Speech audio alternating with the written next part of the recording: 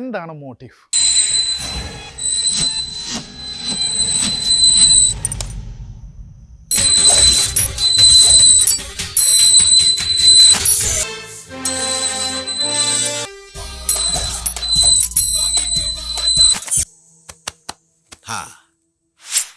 நீ பிச்சை போட்ட ஒரு ரூபாயே கேட்டுடுவோம்.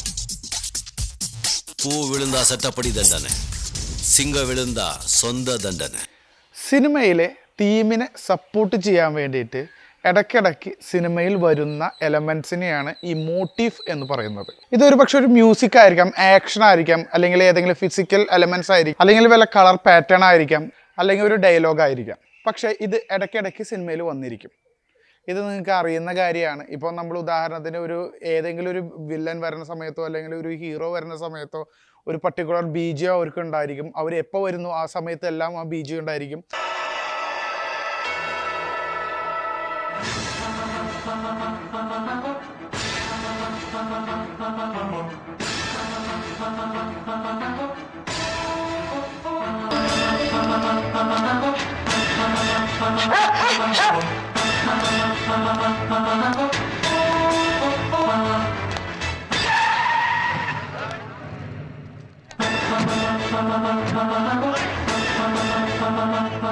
റഹീം ഹാജി കൊലക്കേസ് അതിസമർത്ഥമായി തെളിയിക്കപ്പെട്ടിരിക്കുന്നു.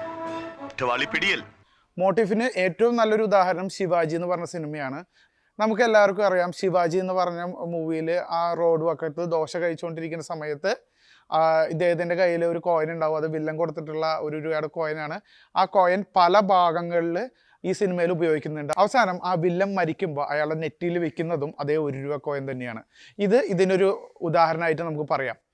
ഇനി ഡയലോഗ് വൈസിലാണ് ഇത് നോക്കണമെങ്കിൽ മോഹൻലാലിൻ്റെ സവാരിഗിരിയിൽ നീ പോകുമ്പോൾ ദിനേശ എന്ന് പറഞ്ഞ ഡയലോഗുകളെല്ലാം ഇതിന് ഉദാഹരണമാണ്. സവാരി ഗിരിഗിരി തല സവാരി ഗിരിഗിരി എന്നെ വിളിച്ചു സവാരി ഗിരിഗിരി കളി.